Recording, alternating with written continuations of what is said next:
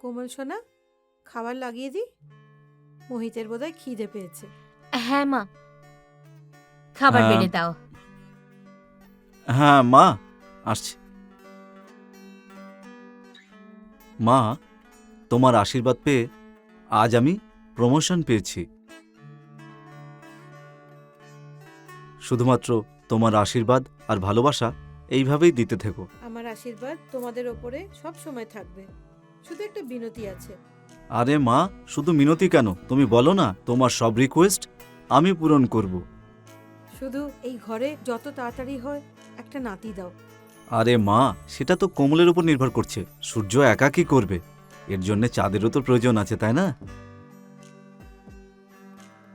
তোর মতো ইয়ং ছেলে না জানি কতই না সম্ভব করতে পারবে, আর তুই যা পাচ্ছিস অলো দিতে লজ্জা পাচ্ছিস। ঠিক বলেছ। ব্যাস, এখন তোমরা দুজনে এই খানদানকে আগে বাড়াও আর আমাকে একটা নাতি দাও। চলো, আমি তাড়াতাড়ি খাবারটা লাগাই। হ্যাঁ মা।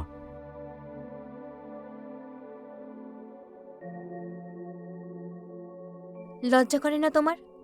দেখলে না মা চলে এসেছিল। আরে তুমি হলে আমার বউ, আমার যা ইচ্ছা করতে পারি।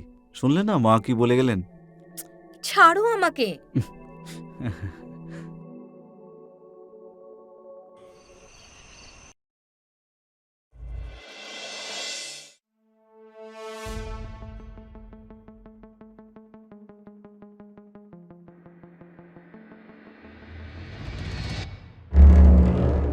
আরে দিশা, দুষ্টুমি করারও একটা মাত্রা আছে। দুষ্টু।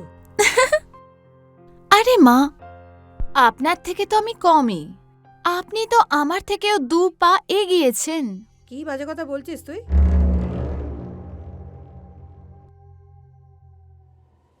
আরে জামাইবাবু, ভালো করে করো না।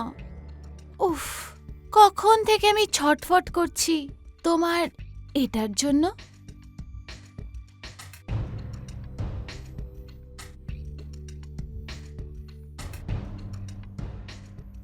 কেন মা, কিছু শোনা শোনা শব্দ মনে হচ্ছে, তাই না? সত্যি সত্যি বলো মা, এরকম গল্প কেন পড়তে শুরু করেছো? কি আনন্দ পাও তুমি এতে? বলো না মা, চুপ থেকো না। ও ও আ, আমি ভালোবেসে ফেলেছি। কি কি বলতে চাইছো তুমি? ও আমার জামাইকে। কি?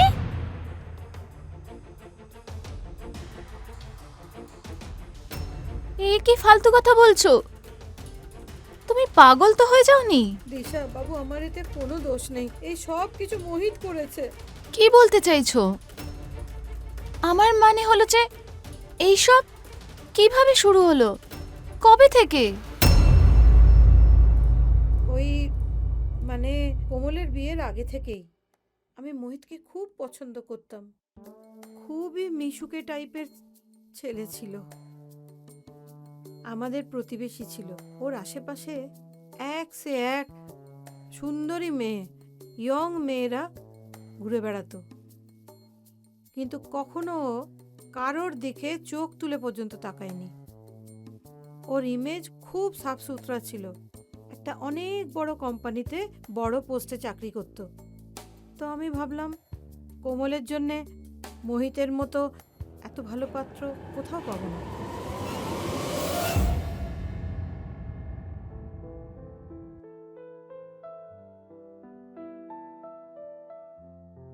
আরে ম্যাডাম, জামা তো চেঞ্জ করতে দেবে। এমনিতেও তো আজকে রাত্রে আমার অবস্থা খারাপ করতে চলেছ।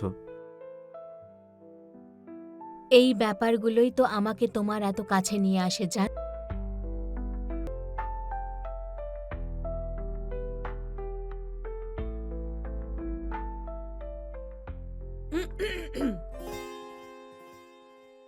কোমল সোনা, খাবার লাগিয়ে দি। মোহিতের বোধহয় খিদে পেয়েছে। হ্যাঁ মা, খাবার হ্যাঁ। বেড়ে দাও। হ্যাঁ মা, আসছি। মা, তোমার আশীর্বাদ পেয়ে আজ আমি প্রমোশন পেয়েছি। শুধুমাত্র তোমার আশীর্বাদ আর ভালোবাসা এইভাবেই দিতে থেকো। আমার আশীর্বাদ তোমাদের ওপরে সব সময় থাকবে। শুধু একটা বিনতি আছে। আরে মা, শুধু মিনতি কেন, তুমি বলো না, তোমার সব রিকোয়েস্ট আমি পূরণ করব। শুধু এই ঘরে যত তাড়াতাড়ি হয় একটা নাতি দাও। আরে মা, সেটা তো কোমলের উপর নির্ভর করছে। সূর্য একা কি করবে? এর জন্য চাঁদেরও তো প্রয়োজন আছে, তাই না? তোর মতো ইয়ং ছেলে না জানি কতই না সম্ভব করতে পারবে, আর তুই যা কাছিস অলো দিতে লজ্জা পাচ্ছিস। ঠিক বলেছ। ব্যাস, এখন তোমরা দুজনে এই খানদানকে আগে বাড়াও আর আমাকে একটা নাতি দাও। চলো, আমি তাড়াতাড়ি খাবারটা লাগাই। হ্যাঁ মা।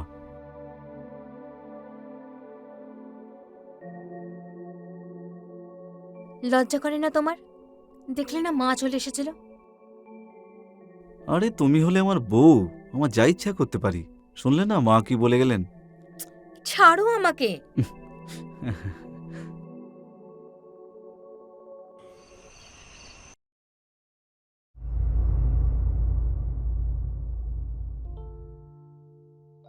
এসব কি? মানে তুমি মায়ের সামনে যা খুশি তাই বলে দেবে? আরে আমি কেমন কি বলে ফেললাম বলো?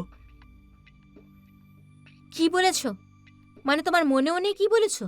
চাঁদ যখন আলো চায় না তখন সূর্য কি করবে? আরে আমি কি ভুল বললাম বলো? দেখো, ও যদি ওর সাথী না পায় তাহলে ও কি করে একা করবে বলো না তুমি? কি এসব?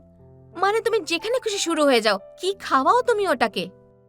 আর এমনিতেও আজ আমার মুড একদম নেই, তাই আমার থেকে দূরে থাকো। আরে যদি মুড না থাকে তাহলে মুড বানিয়ে নেবো ডার্লিং।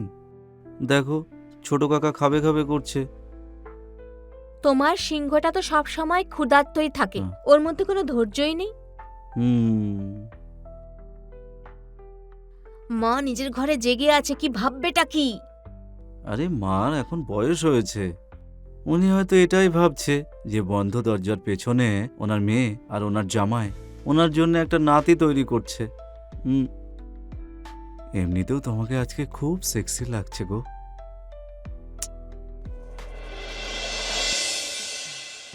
সেই রাতটা যেন একটা অন্যরকম ছিল। ওরা দুজন নিজেদের ঘরে ভালোবাসছিল। বিয়ের পর মোহিত আমাদের সঙ্গেই থাকতে শুরু করলো। বিয়ে হয়ে যাওয়ার পরেও মোহিত আমাকে নিজের বন্ধু ভাবতো, মজা মস্তি করত। তারপর কোমল বিয়ের পরে চাকরি জয়েন করলো। একদিন হঠাৎ করে আমি যখন ঘরটা ঝাড়পোছ করতে গেছিলাম,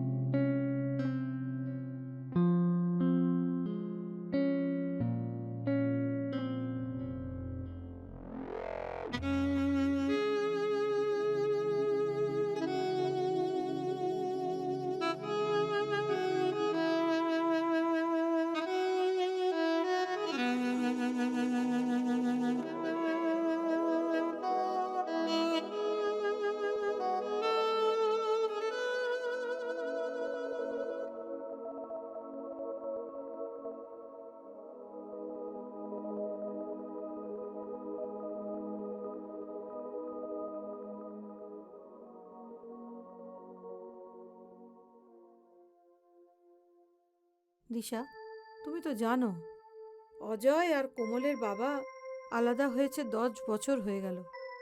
এই 10 বছরে আমি কতটা একলা হয়ে গেছি। কিন্তু মা, এইসব তো ঠিক নয় না। একটা শাশুড়ির নিজের জামাইয়ের প্রতি এসব। দিশা, একজন শাশুড়ি হওয়ার আগে আমি একজন নারী।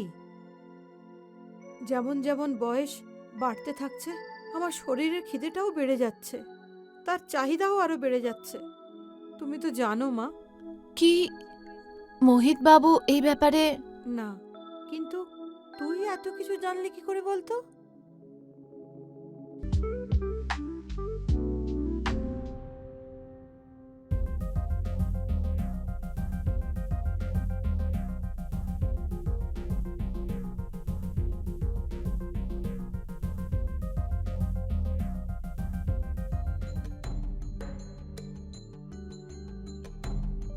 মা নিজের মোবাইলে এমন কি দেখছিল যে এতটা বিভোর হয়েছিল?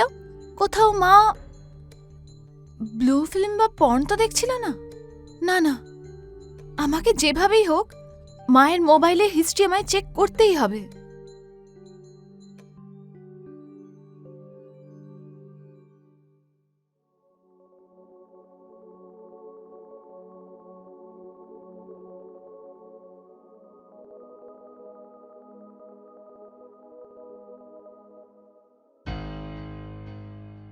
আরে বৌমা, ওখানে দাঁড়িয়ে দাঁড়িয়ে কি দেখছিস রে?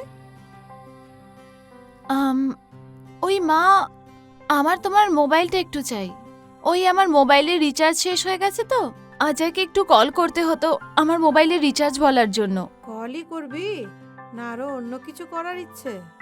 মা, তোমার প্রেমিকের ফটোও দেখতে চাই আমি। তুই কিছুতেই শুধরবি না। আহ, যা এখান থেকে।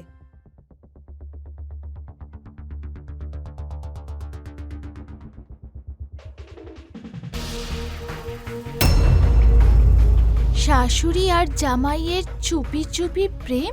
বউ গেছে বিয়ে বাড়িতে, শাশুড়ি করছে জামাইয়ের সাথে ফুলসজ্জা।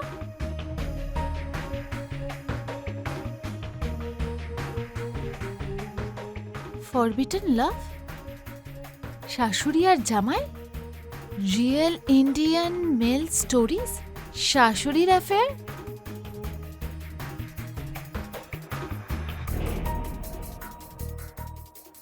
এইসব কি? শাশুড়ি আর জামাইয়ের সেক্সের গল্প? না না, এটা আমি যেটা ভাবছি মায়ের আর মোহিতের, এটা হতে পারে না। নাকি হতেও পারে? আমায় আমায় যে কোনো উপায় জানতেই হবে।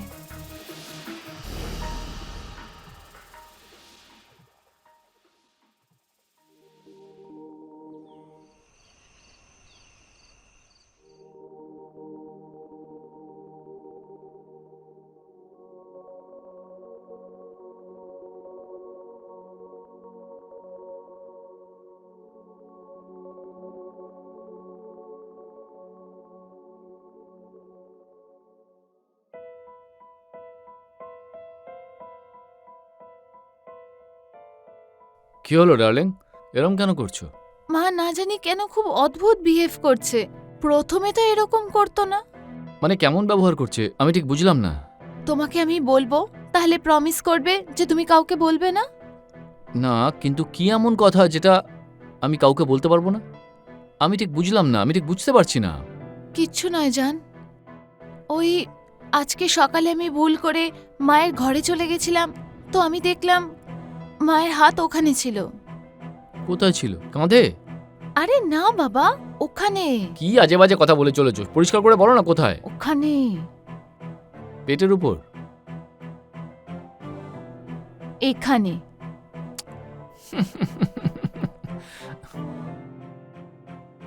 কখনো তো সিরিয়াসলি নাও আমার কথাগুলো। আমি মায়ের এই ব্যবহারে খুবই ইরিটেট হয়ে আছি, আর তুমি হাসছো।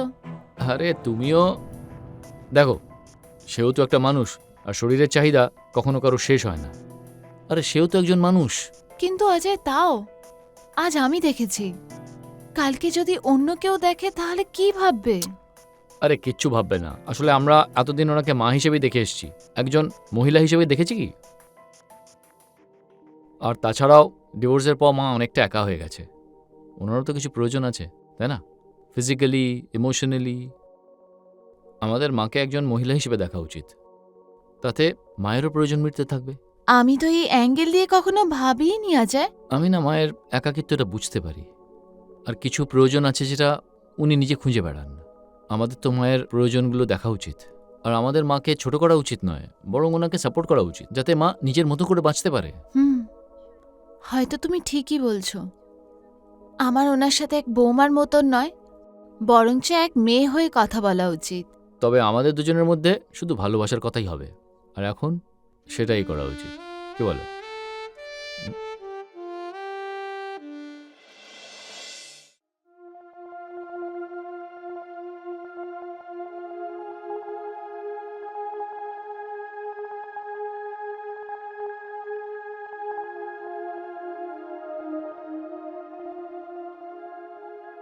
আমি না অনেক বড় অনর্থ করে ফেলছিলাম, আমাকে মাফ করে দে মা।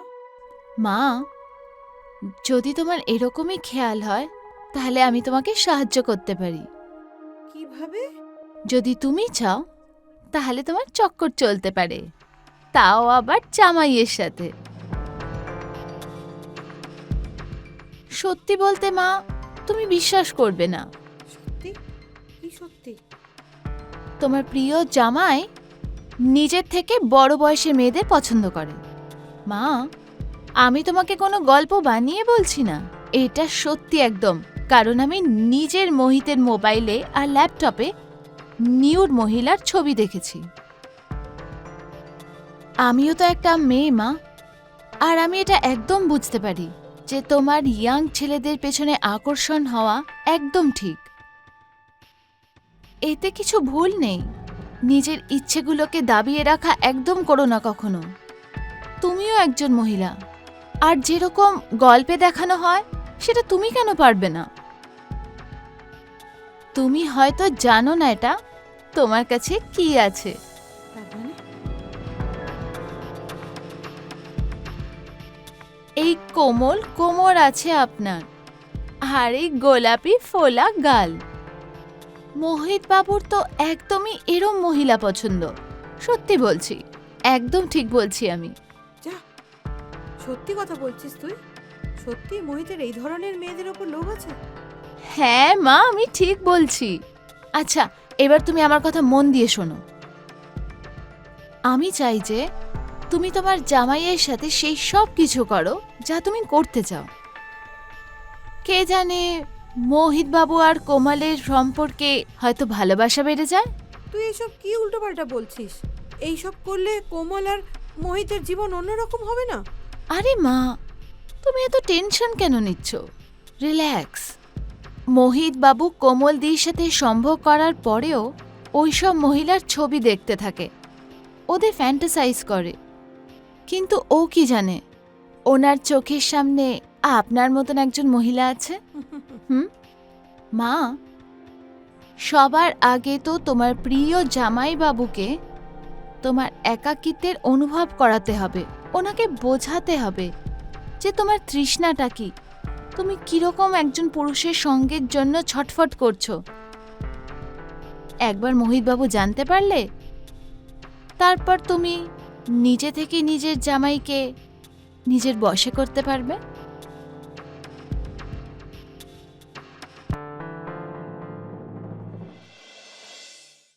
মা, আজকে কোমল দিদি আর অজয় জিজু অফিস থেকে লেট আসবে, তাই আমি চাই যখন মোহিতবাবু অফিস থেকে আসবে তুমি তখন এটা পরে থেকো, তারপর দেখো।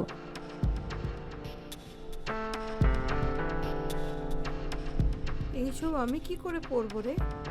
কি পাতলা নাইটি এটা! তো আমার মাও তো খুব স্মার্ট, তাই না? হাট পাগলি। তুই আমাকে পাগল করেই ছাড়বি। জানি না আমি কি করব, আমি তো কিচ্ছু বুঝতে পারছি না। কিছুই বোঝার দরকার নেই তোমার, যেরমটা আমি বলছি সেরমটা তুমি করো, তারপর দেখো মোহিত বাবু কিরম পাগল হয়ে যায়।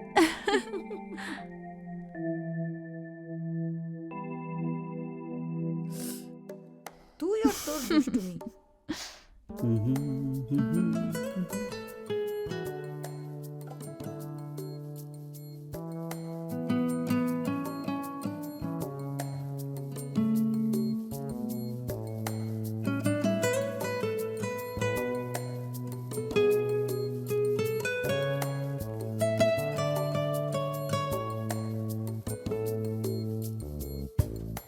আমি তোমাকে খুব মিস করছিলাম। ছাড়ো, কি করছো? আরে কি করছি তার মানেটা কি? এটাই করছি যেটা সব সময় করে থাকি। হ্যাঁ,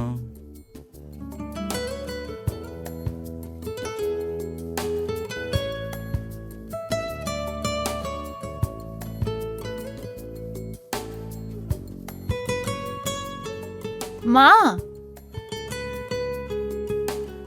মা বলে ডাকলে? আরে সরি সরি সরি সরি শাশুড়ি মা, আমি ভাবলাম কোমল ছিল। কোনো ব্যাপার নয় বাবা, আমি বুঝতে পেরেছি। আমি চললাম।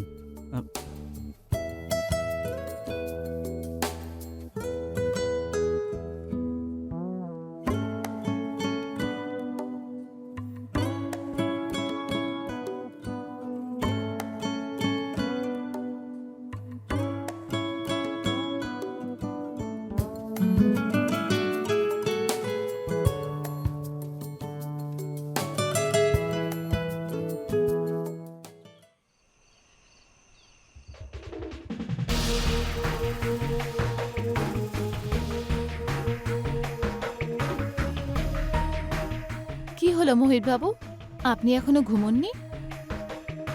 আচ্ছা, বুঝতে পেরেছি। কোমল দিদি আজ নেই, তাহলে একলা মনে হচ্ছে, তাই না? তুমিও তো আজ রাতে একা আছো। হ্যাঁ, দুই ভাই বোন আজ একসাথেই ফেরত আসবে। ততক্ষণ আমাদের দুজনকেই অপেক্ষা করতে হবে।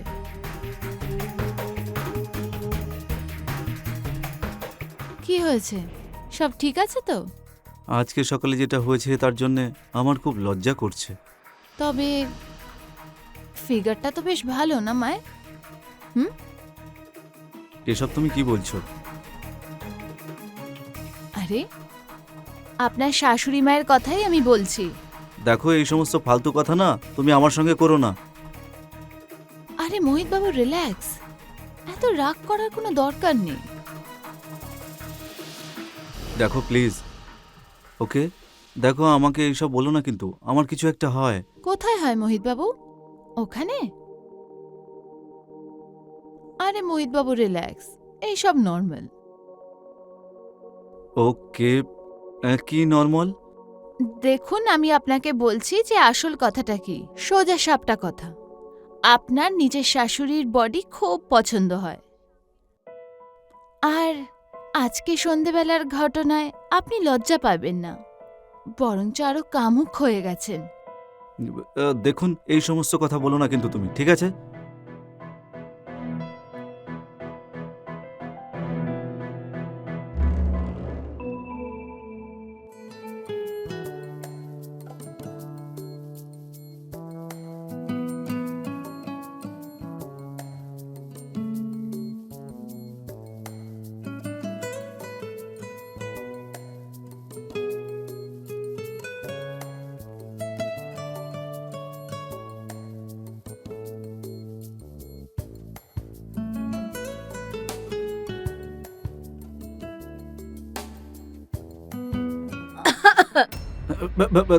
তুমি তুমি জানো না বাড়িতে দিশার মা আছে? এমনিতে তোমার মধ্যে কোনো লজ্জাও নেই। তোমার প্যান্টের ভেতরের মালটাকে তো একটু ঠিক করে রাখো। আরে ডার্লিং, ওই আমি তোমার ব্যাপারেই ভাবছিলাম, সেই জন্য এরকমটা হয়ে গেছে। আমি কি তোমাকে খুশি করতে পারি না যে তুমি এসব করছো? তুমি তুমি পাগল হয়ে গেছো নাকি? যতটা মজা তোমার সঙ্গে হয়, সেটা অন্যের সঙ্গে সেই মজা কি করে হতে পারে বলো? ছাড়ো এসব কথা, সরো এখান থেকে। আমি ফ্রেশ হয়ে আসছি। ওকে।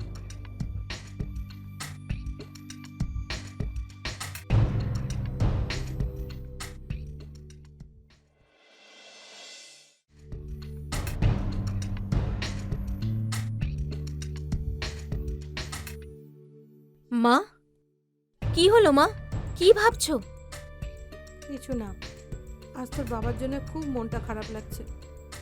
আরে মা, তুমি এখন পুরনো কথাগুলো ভুলে যাও, আর একটু তোমার আশেপাশে নজর ঘুরিয়ে দেখো। কে জানে, যদি কোনো নতুন মজনু পেয়ে যাও তুমি। আজকাল খুব কথা বলিস তুই। অজয়কে বলবো তোর আচ্ছা করে চিকিৎসা করতে। আরে মা, তার কোনো দরকার নেই, কারণ তোমার ছেলে প্রত্যেক দিন আমার ভালো করে চিকিৎসা করে। তবে মা, একটা কথা বলবো, এই ড্রেসটা পরে তুমি খুব হট আর সেক্সি লাগছো। আচ্ছা অজয় বাবু, আপনি এটা বলুন, মায়ের উপরে কি ভালো লাগে, শাড়ি নাকি এই ড্রেসটা? আরে তুমি তো এটা একটা কঠিন প্রশ্ন করে ফেললে। আসলে মাকে তো যে কোনো ড্রেসই ভালো লাগে, তা সে শাড়িই হোক বা নর্মাল ড্রেস হোক। কিন্তু আমার তো মাকে এই ড্রেসে খুব হট লাগছে। মা, তুমি না আমার এই ড্রেসটা পরে খুব হট আর সেক্সি লাগছো।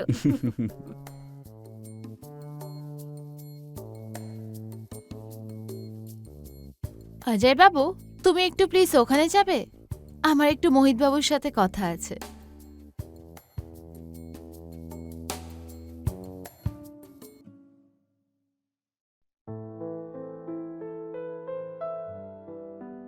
কি সব কথা চলছে?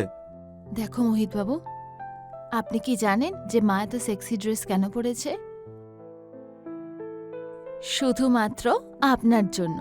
উনি চান যে আপনি কোমাল দিদিকে ছেড়ে শুধু ওনাকে লাইন মারুন। আরে তুমি যা খুশি তাই বলছো। আমি একদম ঠিক কথা বলছি মোহিত বাবু।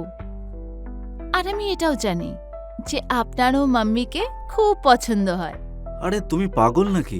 কি উল্টোপাল্টা কথা বলছো? মোহিত বাবু, আমি অন্ধ নই, আপনার নজরও দেখেছি আমি। তো মনে করো আমি মেনে নিলাম, তবে কি হতে পারে?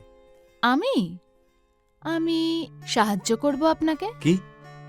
হ্যাঁ, কারণ আমি জানি শাশুড়ি মাও আপনাকে খুব পছন্দ করে। কখনো আপনি নোটিস করেছেন ওনার চোখের সফটনেস, হাসি, যেটা আর কারোর জন্য হয় না, পুরো সত্যি। আর যদি আপনি চান তাহলে আমি আপনাদের দুজনের সাক্ষাৎকারের ব্যবস্থাও করে দিতে পারি। আমি একটা কাজ করছি, আমি না কালকে সবাইকে পিকনিকে নিয়ে যাই, আর আপনি আর মা ঘরেই থেকে যাবে কোনো একটা বাহানা দিয়ে। কি ঠিক বললাম তো? কিন্তু তুমি ঠিক বলছো তো? হ্যাঁ হ্যাঁ, আমি ঠিকই বলছি। আমি আবার কখন মিথ্যে বলি মোহিত বাবু?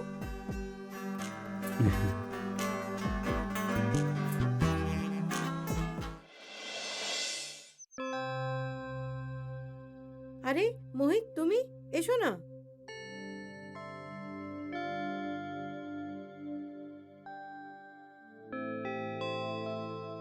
এরম করে কি দেখছো?